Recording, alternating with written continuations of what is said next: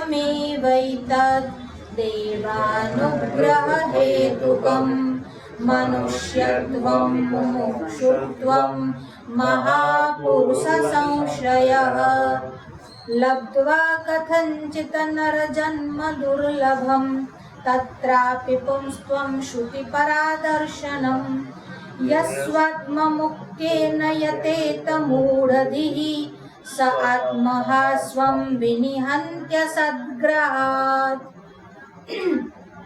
दुर्लभम त्रयमेवेतैः देवानुग्रह हेतुकम।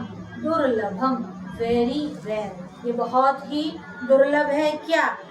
त्रयम एव एतत्, these three are very much rare.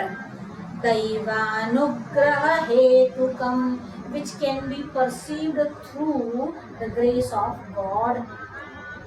ये भगवान की कृपा हो, अनुकंपा हो तो ही प्राप्त हो सकता है। और वह तीन जो बातें हैं, वह तीन जो वस्तुएं हैं, वह कौन कौन सी है? तो कहते हैं मनुष्यत्वम, first of all being a human और ह्यूमैनिटी। ह्यूमैनिटी यहाँ नहीं है, मानवता नहीं है, मनुष्यत्वम, one should be a human. Secondary is मुमुक्षुत्वम, मोक्षम में भूयात, मेरा मोक्ष हो ऐसी इच्छा, जिसको कहते हैं hankering for salvation, hankering for liberation. पर जब वेदांत की बात चलती है और स्पेशली जब अद्वैत वेदांत की बात चलती है, तब ये ना तो लिबरेशन है ना तो साल्वेशन है, ये एब्सोल्यूशन ही है। मुमुक्षुत्वम महापुरुष संशयः, और महापुरुष यानी महात्मा लोगों का संश्रय, सानिध्य, सत्संग, ये तीन बातें बड़ी ही दुर्लभ है। आगे भी मनुष्यत्व के विषय में कह चुके हैं, फिर भी इस बात को दृढ़ करने के लिए ये कह रहे हैं। अब जो चौथा श्लोक है वह यह है, लब्ध्वा, प्राप्त करके, कथंचित नरजन्म दुर्लभम, ऐसा दुर्लभ नर यानी मनुष्य का जन्म प्राप्त करके उसमें भी तत्रापि पुंस्त्वम श्रुति परादर्शनम, उस पर भी पुंस्त्वम यानी पुरुषत्व प्राप्त करके, पुरुष का शरीर प्राप्त करके, उसमें भी श्रुति परादर्शनम, अगर आपकी वेदों के प्रति श्रद्धा नहीं हुई, श्रुति परत्व आपकी श्रद्धा, आस्था, विश्वास, गमन नहीं हुआ, तो उसका कोई अर्थ नहीं रहेगा। चाहे आपने मनुष्यत्व प्राप्त कर लिया हो, चाहे आप पुरुष हो चुके हो, पर आपकी वह दृष्टि नहीं बनती तो कोई अर्थ नहीं रह जाता। स्वात्ममुक्त्यै न यतेत मूढधिः स आत्महा स्वं विनिहन्त्य सद्ग्रहात्, यह स्वात्मात्म मुक्त्यै न यतेत, यतेत यानी प्रयत्न करना, यत्न करना, न यतेत, if one is not striving, one is not trying for what?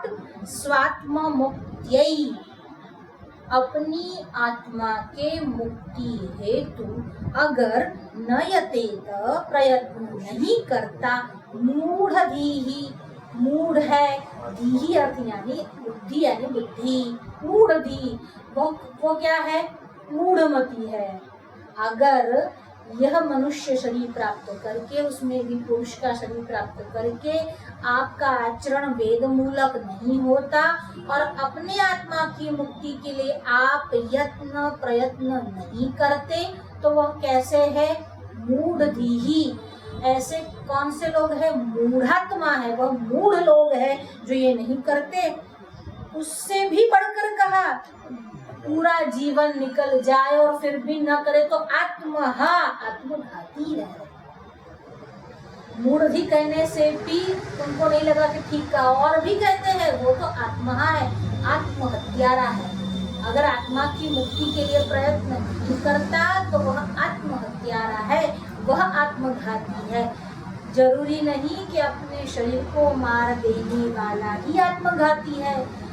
Philosophy में, दर्शन में, पर्टिकुलरली वेदांत में तो यहाँ तक कहा कि जो अपने आत्मा की मुक्ति के लिए यत्न ही नहीं करता वो तो जीते जी अपनी आत्महत्या करता है, ऐसा ही पाप करता है, वो आत्मघाती। हा यानी हनन करना। आत्महत्या आकाश पोषण क्यों ना रही?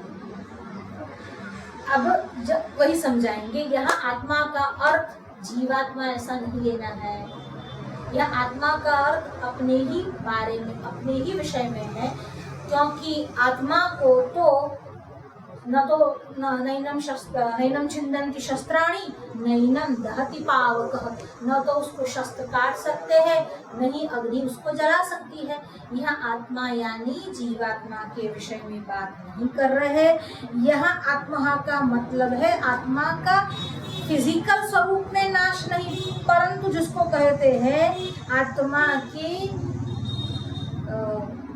जिसको ध्येय बोलते हैं, आत्मा का जो परम ध्येय है, उसी ध्येय को खत्म कर देना। कहते हैं इसका जीना भी क्या जीना है, तो क्या उसका जीवन नहीं है? क्या वो मुक्ति को प्राप्त हो गए? नहीं, निरर्थक हो जाना। वैसे ही आत्मा यानी पर्टिकुलर अपनी आत्मा का हनन करने वाला, यानी आत्मा को अपने जीवन को निरर्थक कर देने वाला भी आत्महत्यारा ही कहा जा सकता है। शरीर के ऊपर आत्मा का अध्यास होने पर यहाँ आत्मा शब्द नहीं आया होगा? अगर अध्यास हटाने की बात है तो अध्यास हटाने के लिए तो ये शास्त्र है। नहीं, शरीर के ऊपर आरोपित है अभी आत्मा, इसीलिए उसको आत्मा कह रहे हैं। नहीं, उसको इसलिए नहीं कह रहे, उसका भी उत्तर दिया है जी। सनत सुजातीय में और गीता में, अजो नित्य शाश्वतोयम पुराणो न हन्यते हन्यमाने शरीरे। इस आत्मा की अगर आप बात कर रहे हो तो वो तो कैसा है? अजय है, नित्य है, शाश्वत है, तो इम्पेरिशेबल है। अगर इम्पेरिशेबल है तो कैसे है?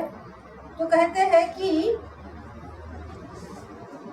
असत पदार्थों को सत्य मानकर उसी का ग्रहण करता है, वह अनात्मग्न पुरुष स्वयं को नष्ट कर देता है, और उस अल्पबुद्धि पुरुष को चोर तथा आत्मघाती कहा गया है।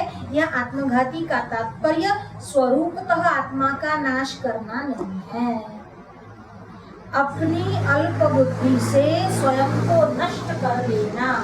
अपने स्वयं यानी अपने जीवन को, अपने मनुष्य जीवन को निरर्थक कर देना, नष्ट कर देना, वही आत्मघात शब्द का प्रयोग है। यहाँ पर आत्म शब्द, जब हम आत्महत्या बोलते हैं, वहाँ पर आत्मा का अर्थ इस देह के विषय में ही करना है, न कि उस आत्मा के विषय में कि जो अजय है, शाश्वत है, पुरानी है, उसके विषय में नहीं करना है, क्योंकि उसका घात तो सबके ही नहीं, पर उस जीवन का तो घात हो सकता है। आपने उस शरीर का घात कर दिया तो वो उस जीवन वहीं पर खलास हो गया, खत्म हो गया। जैसे ये कहा गया है कि संभावितस्य चाकीर्तिर मरणादतिरिच्यति, माननीय पुरुषों के लिए तो अपकीर्ति भी मरण है। अब वहाँ उसका कहा शरीर भी नहीं मरा, आत्मा का तो सवाल ही नहीं उठता, शरीर भी नहीं मरा। ब्राह्मण के लिए कहते हैं कि उसका अपमान कर दो, वो उसकी मृत्यु से भी अधिक है। तो शरीर का मरना ही मरना नहीं, कभी अपने आप का मर जाना, जमीर का मर जाना, वो भी मर जाना है। तो यहाँ पर उस उपलक्ष्य में कहा गया है, न कि शरीर हत्या के विषय में कहा गया है। फिर भी अभी लेकिन कोई बोलता है कि आत्महत्या करो तो ठीक है, वेदांत में भी आत्महत्या शब्द आता है। आत्महत्या, आत्महत्या शब्द ही है, वहाँ पर आत्मा का शब्द ब्रह्म न होकर जीवात्मा संबंधित लेना है। इसमें बहुत सुंदर उन्होंने एक वाक्य का प्रयोग किया कि जीवात्मा को कर्ता भोक्ता मानना ही आत्महत्या कहा गया है। हाँ, अब वो वही उसमें जो असुरिया नाम तेलों का जो दिया है, वही उसी पर हम आ रहे हैं कि ईशावास्य उपनिषद में एक मंत्र आया है, असुरिया नाम तेलोका अंधेन तमसावृताः तांस्ते प्रत्याविगच्छति ये के चात्महनो जनाः। अद्वितीय परमात्मा भाव की अपेक्षा देवादि भी असुर है। असुर वही असुर नहीं है जो वस्तुतः दैत्य दानव या असुर है, जो परमात्मा भाव में, मतलब अद्वितीय परमात्मा भाव में नहीं राजते, इस जीवात्मा में आत्मा का दर्शन नहीं करते, वह भी मतलब उसके कंपेयर टू जो देवादि है वह भी असुर है। जो आत्मदर्शन नहीं कर पाते और आत्मदर्शन करने वालों की अपेक्षा देवादि भी, देवता लोग भी असुर ही है। इसीलिए उन देवताओं का जो लोक है उसी को असुरिया नाम ते लोका, असुरिया लोक नाम से वह प्रसिद्ध है, जाना जाता है। अगर कोई ये कहे कि कोई मरने के बाद प्रत्यावे गच्छन्ति, तो क्या वह असुर लोक में जाएगा? नहीं नहीं, अच्छे काम करने पर वह देवलोक में जाएगा, पर वह देवलोक उस आत्मज्ञानी की अपेक्षा तो वह देवता भी असुर है, उनके लोक जाएगा। आत्मज्ञानी की अपेक्षा, कंपेयर टू आत्मज्ञानी, ये अच्छे है, बहुत अच्छे। अरे नहीं अच्छे है, अरे बाकी सबसे तो अच्छा है, कम से कम इन चार में यही अच्छा है। अच्छे की व्याख्या में भले फिट न बैठता हूँ, पर इन चार में यही अच्छा है। तो इसको कंपैरिजन में बताया है कि उन लोगों की अपेक्षा जो आत्मज्ञानी है, ब्रह्मवादी है, उन लोगों की अपेक्षा तो देवता गण भी असुर है और देवलोक भी असुरिया लोक है। वहां पर जो जाता है अपने आत्मा का दर्शन किए बिना, वह भी आत्महनो, वह भी आत्मघाती है। जैसा जैसा मनुष्य की क्वालिटी बढ़ती है वैसे वैसे ही हर चीज के लिए उसका बढ़ता है। किसी के पास कुछ नहीं है और चला जाना तब ठीक है, पर बहुत प्रसिद्ध आदमी है, बहुत प्रसिद्ध व्यक्ति है और उसकी जब प्रसिद्धि का हनन हो जाता है, यश का हनन हो जाता है, तो उसके लिए वही मौत का कारण या फिर वही मौत हो जाती है।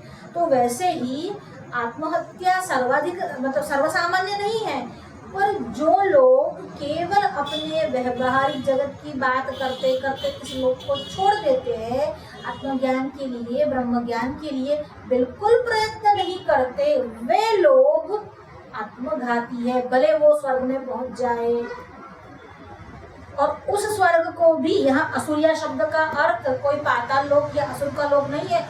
असुरिया नाम ते लोका, उन लोगों को भी असुरिया लोक ही कहा है, पर वस्तुतः वो असुरिया नहीं है।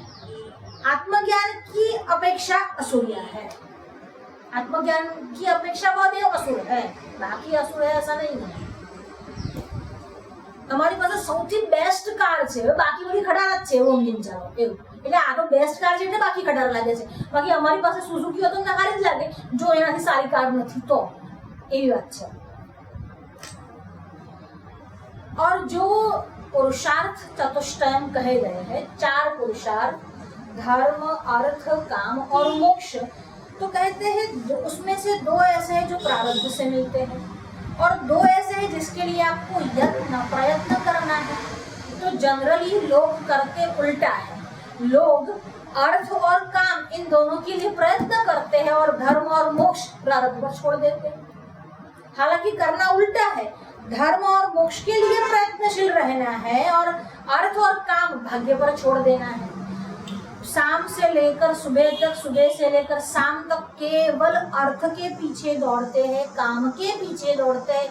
उस समय दौड़ना धर्म के लिए है, मोक्ष के लिए है। अगर धर्म के लिए दौड़ते हैं तो काम और अर्थ अपने आप ही मिल जाने हैं। अगर प्रारब्ध में है, पूर्व जन्म में आपने धर्म संपादित किया है, पूर्व जन्म में दान दिया है, तो इस जन्म में आप धन को भुगतोगे ही।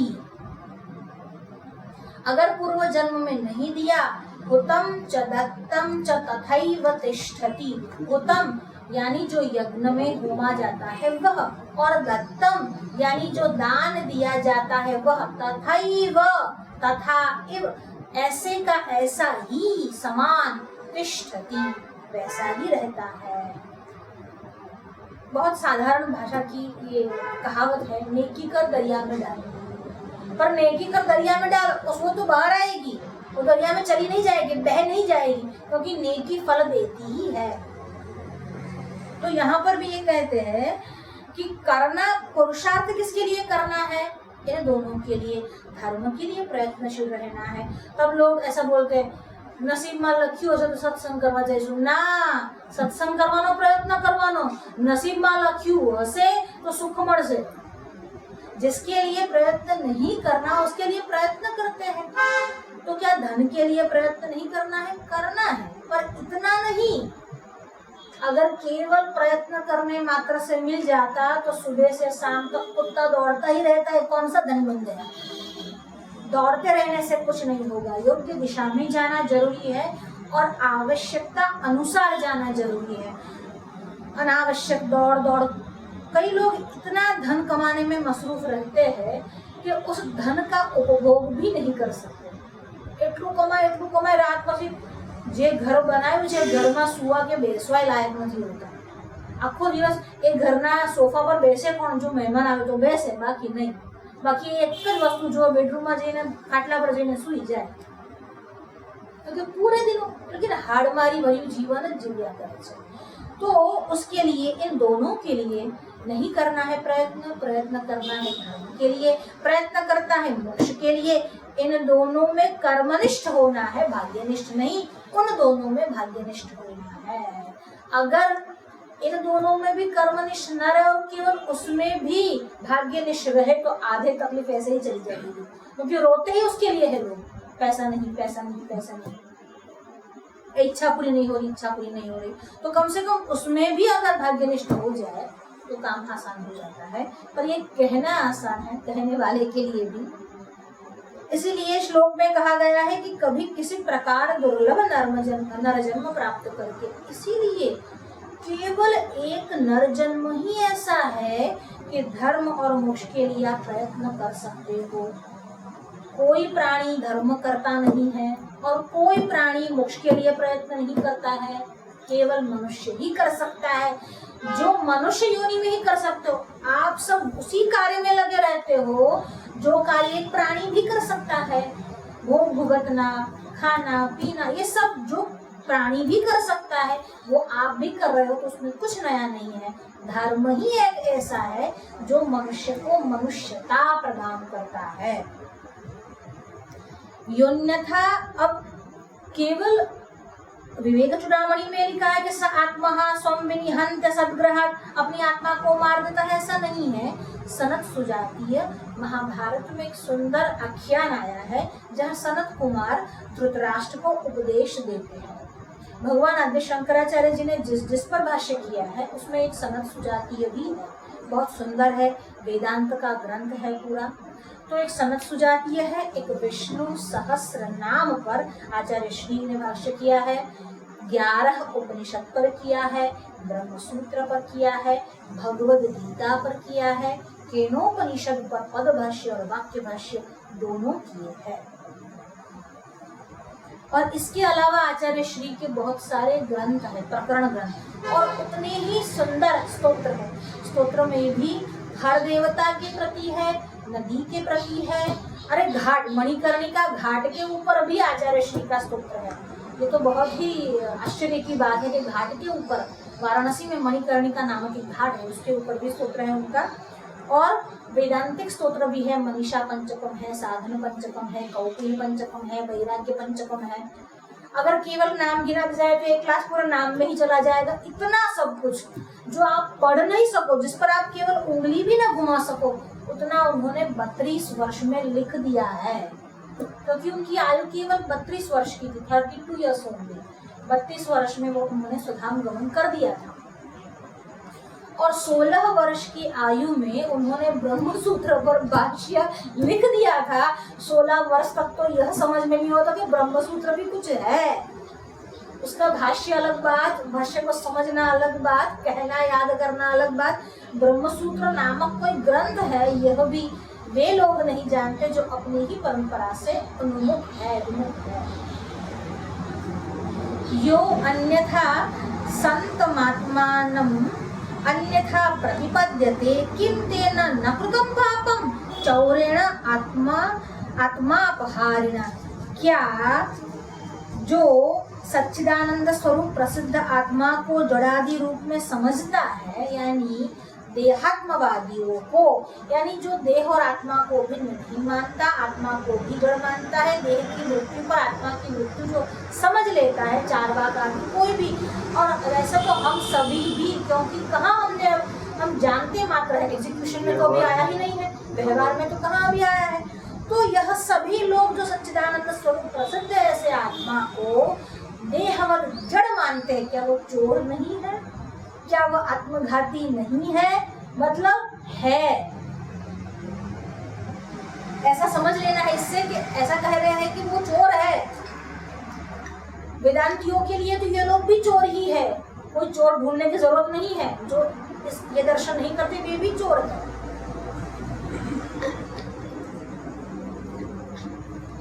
अर्थात वह समस्त पापों को करने वाले हैं, ऐसा सनत कुमार धृतराष्ट्र को कहते हैं। तो उन सबसे ऊपर उठ जा। विदुर जी मिले, सनत कुमार मिले, पर धृतराष्ट्र नहीं सुधरे। अंत में जब सब कुछ खो चुके तब बुद्धि सुधरी और योगाग्नि से अपने शरीर को जलाया। मूर्ख नहीं था, बहुत जानता था, ज्ञानी था, वस्तुतः विद्वान भी था। इन सब वस्तुओं को प्राप्त किया हुआ था। मनुष्यत्वम, पुरुष था। इसके नियोग से पैदा हुआ। हाँ बिल्कुल।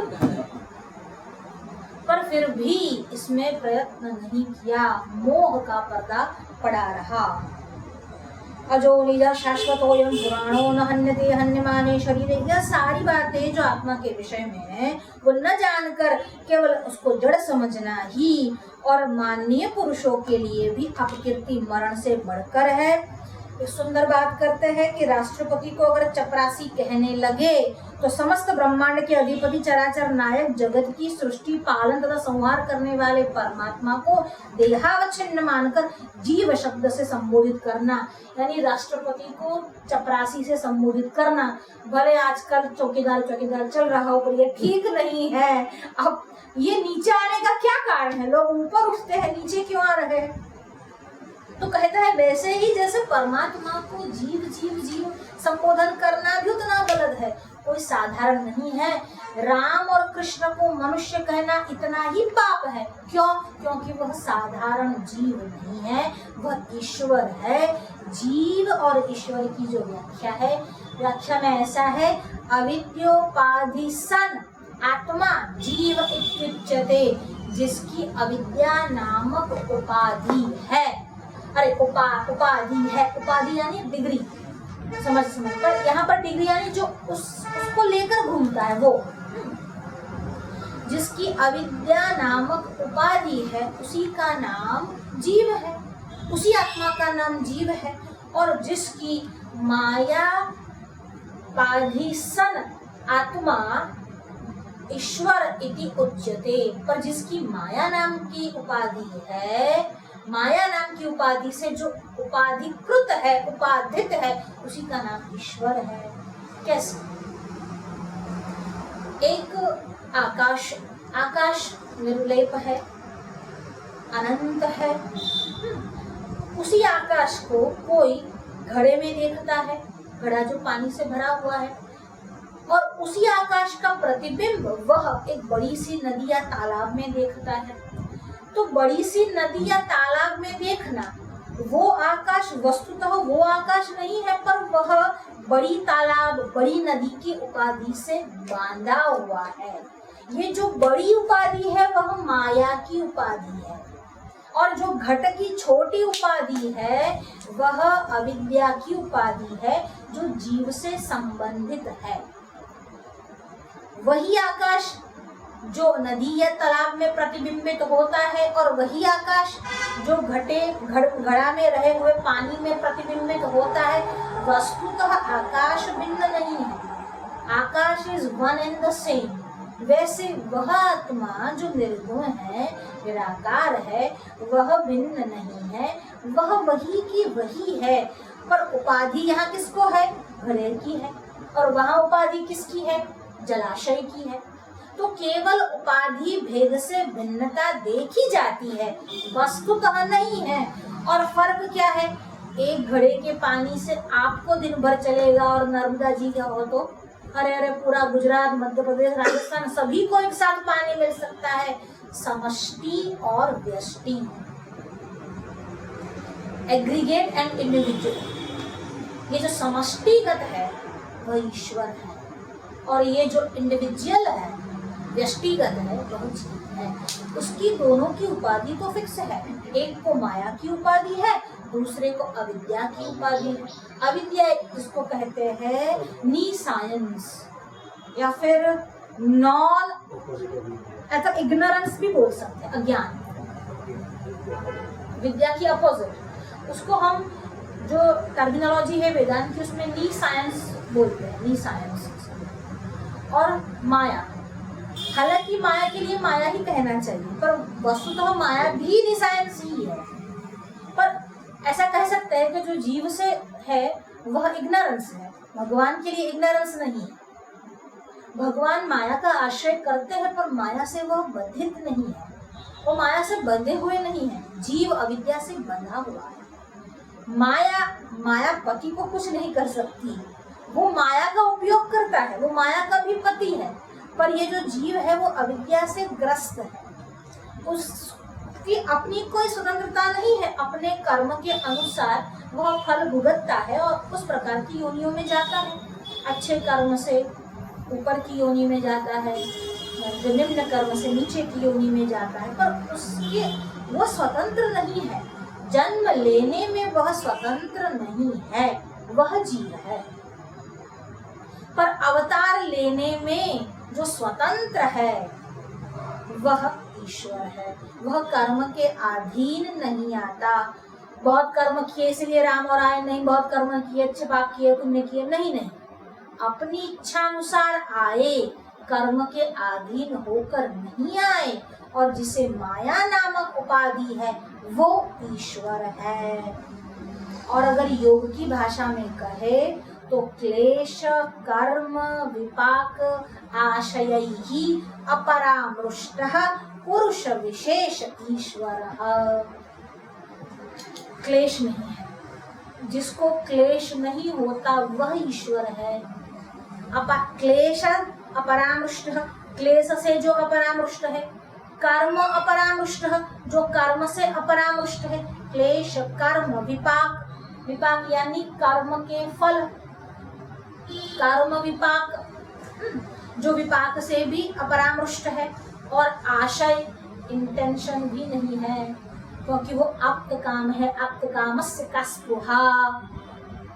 कल्याण के लिए लोकवत्तु लीला कैवल्यम, कल्याण के लिए, लीला के लिए वो मात्र ग्रहण करते हैं, कर्म के अधीन होकर नहीं। क्लेश कौन कौन से है? अविद्या, राग, द्वेष, अस्मिता, अभिनिवेश, क्लेशाः, ये 5 प्रकार के क्लेश है जो जीव को होते हैं, ईश्वर को नहीं होते। कौन कौन से क्लेश? अविद्या, अस्मिता, राग, द्वेष, अभिनिवेश, पंच क्लेशाः, ये 5 प्रकार के क्लेश है। पहली कौन सी? अविद्या, इग्नोरेंस। ईश्वर में इग्नोरेंस नहीं, माया का साथ लेते हैं उसका इग्नोरेंस नहीं। अविद्या यानी इग्नोरेंस। अस्मिता, ईगो, वहाँ ईगो नहीं है, ठीक है। फिर राग, अटैचमेंट नहीं है। द्वेष, वहाँ किसी के लिए अटैचमेंट नहीं है और एन्वॉय भी नहीं है, जेलसी भी नहीं है, राग भी नहीं है, द्वेष भी नहीं है। अभिनिवेश, अभिनिवेश यानी फियर ऑफ डेथ, मृत्यु का भय। ये 5 क्लेश ईश्वर को नहीं है। मत्सर और द्वेष में क्या फर्क? द्वेष यानी किसी के प्रति भी हो जाना, यानी किसी भी व्यक्ति को अपने से विपरीत देखकर हो जाना, वह तो द्वेष है। पर मत्सर, अपने से अधिक किसी को जब देखते हो और जो जेलसी का भाव होता है वह मत्सर है। यानी किसी को अपने से आगे धनवान देखना, बुद्धिमान देखना, विद्वान देखना, रूपवान देखना, जिसको आप लौकिक संपत्ति कहते हैं, उस लौकिक संपत्ति में हमसे अधिक होना, वह जो भाव है वह मात्सर्य है। और जो द्वेष है वह द्वेष की व्याख्या देते हुए क्या? दुखानुशायी द्वेष, जिसके कारण आपको दुख प्राप्त हो वह द्वेष है। तो मत्सर द्वेष तो है ही, समझ, पर द्वेष मत्सर नहीं भी हो सकता। जिसके कारण, जिस वस्तु के कारण, जिस पदार्थ के कारण जिस मनुष्य के कारण आपको दुख हो गया उसके प्रति जो भावना है उसी का नाम द्वेष है, जिसको हम एनवाई कहते हैं। और ये जो है वो जेलसी है, मत्सर्य है। ईर्ष्या जो है वो मत्सर्य है।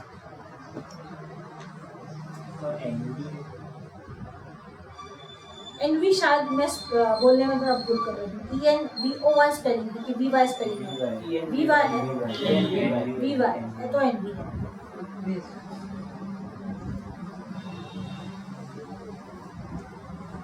अच्छा, हम कह रहे थे कि ये जो है जीव मानकर उनको संबोधन करना भी और शुद्ध ऐसे जीवात्मा को कर्ता भोक्ता मानना ही आत्मघात है।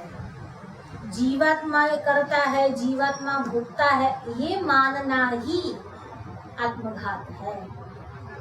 अगर जीवात्मा नहीं करता तो क्या शरीर करता है?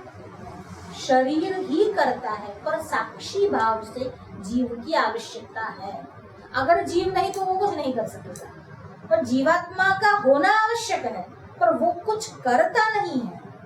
न वो करता है न वो भोगता है, वस्तुतः वो करता भोगता नहीं है। ऐसा लगता है कि वो करता है पर वो नहीं है। ऐसा करने वाला पुरुष आत्महत्यारा है। अतः मनुष्यों को इस दोष से बचने के लिए भी अवश्य ही मुक्ति के लिए प्रयत्न करना चाहिए। मनुष्य शरीर का प्रयोजन क्या है? अभी चारों के चार श्लोक में वही बार बार वही दोहरा रहे हैं कि मनुष्य जीवन का प्रयोजन क्या। अगर एक बार आप मनुष्य होकर आए तो क्या धर्मोपार्जन करना, काम का भोग करना, अर्थ कमाना, यही प्रयोजन है चार पुरुषार्थ में? तो कहा मूल पुरुषार्थ जो है वह तो मोक्ष ही है, बाकी सब सबऑर्डिनेट है। पर धर्म फिर भी आवश्यक है, बाकी सब तो भाग्य से प्राप्त हो जाने हैं। मनुष्य देह पाकर भी आत्मा को न जानने वाले के समान मूढ़ और कोई नहीं है। मूढ़ति ही शब्द का प्रयोग किया। इतः कुन वस्ति मूढ़ात्मा यस्तु स्वार्थे प्रमाद्यति दुर्लभम मानुषम देहम प्राप्य तत्रापि पौरुषम। पुनः एक बार उसी बात को रिपीट करते हैं। जो एक अक्षर भी रिपीट न करे, एक मात्रा भी जो रिपीट न करे, ऐसे शंकराचार्य एक बात तीसरे चौथे पांचवें श्लोक में भी उसी बात को रिपीट कर रहे हैं। तो कहते हैं हर जगह पर पुनरुक्ति दोष नहीं। जैसे भज गोविंदम स्तोत्र में भी कहा, भज गोविंदम भज गोविंदम भज गोविंदम मूढ़मते। हे मूढ़मते, गोविंद को भज, गोविंद को भज, गोविंद को भज। एक बार नहीं, दो बार नहीं, 3 बार कहा।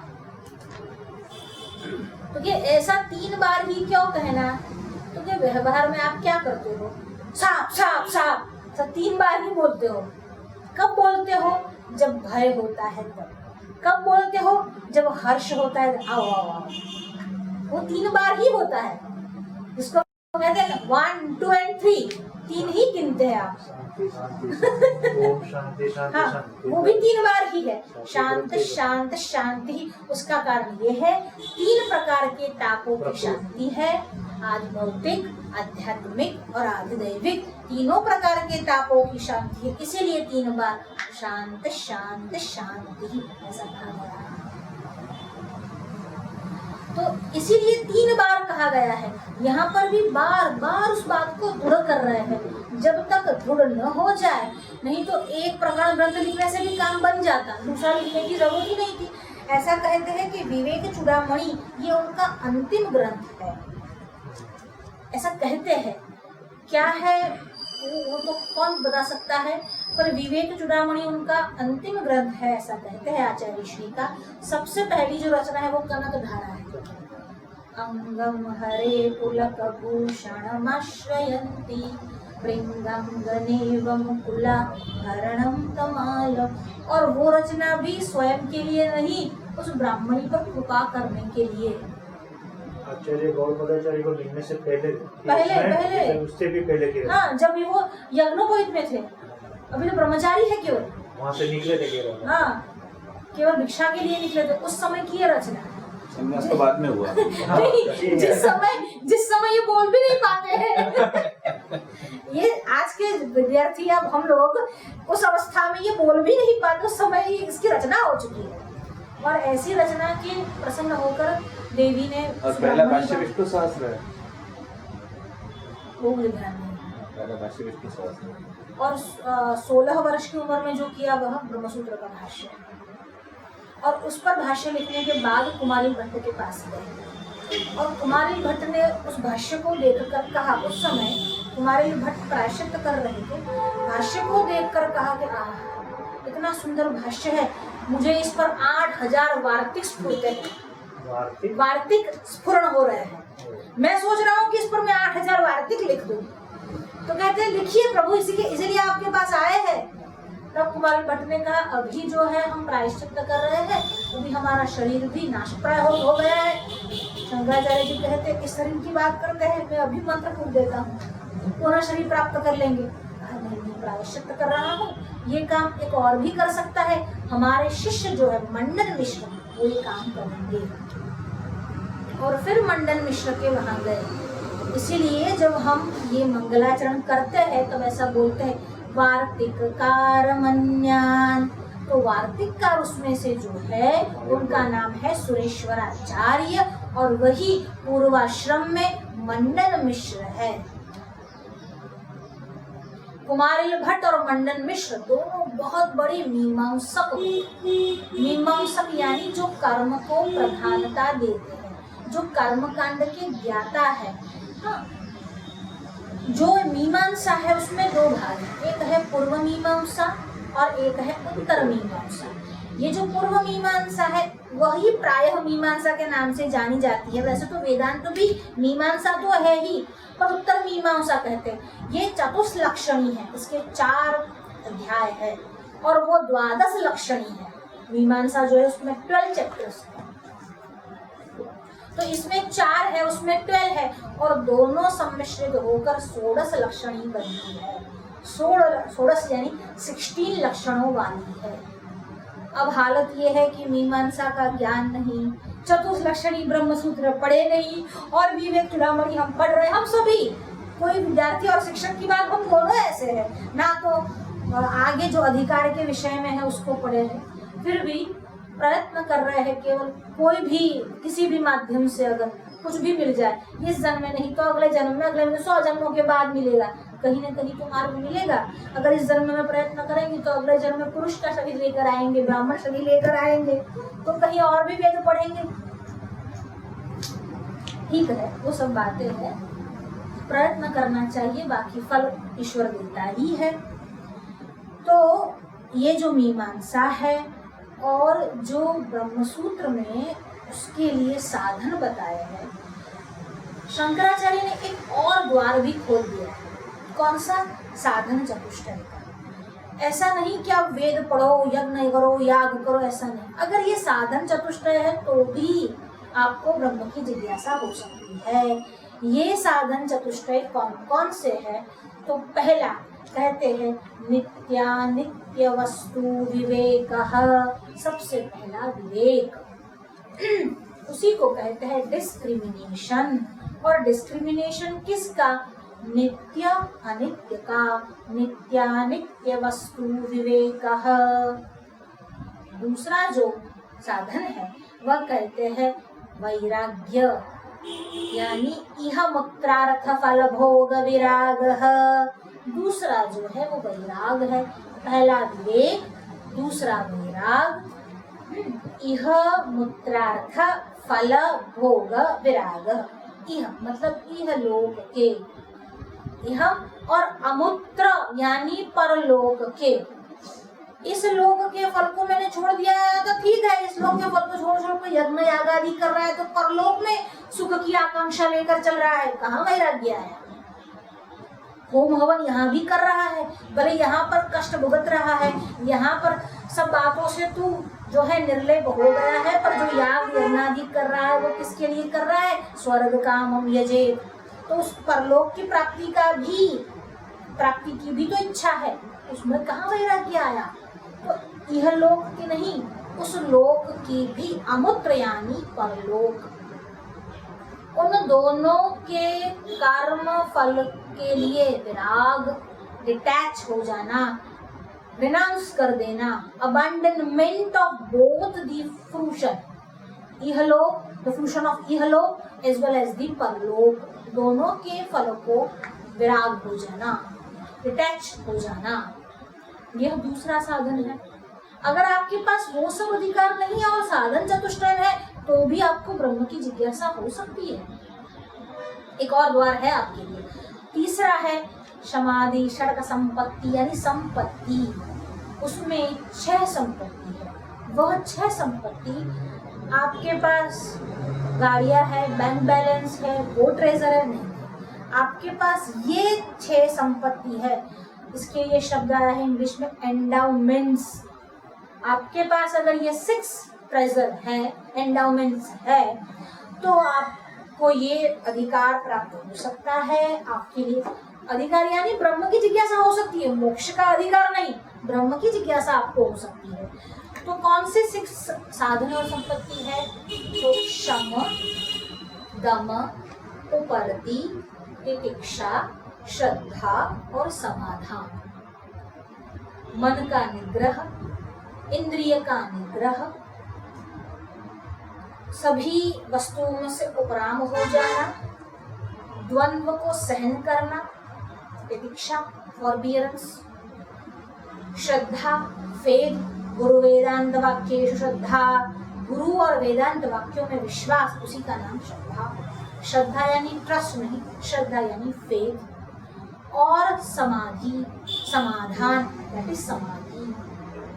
ये 6 अगर आपके पास है, आप एक ध्यान से किसी में बैठ सकते हैं, समाधान आपका हो सकता है चित्त का, तो आपके पास ये 6 संपत्ति है।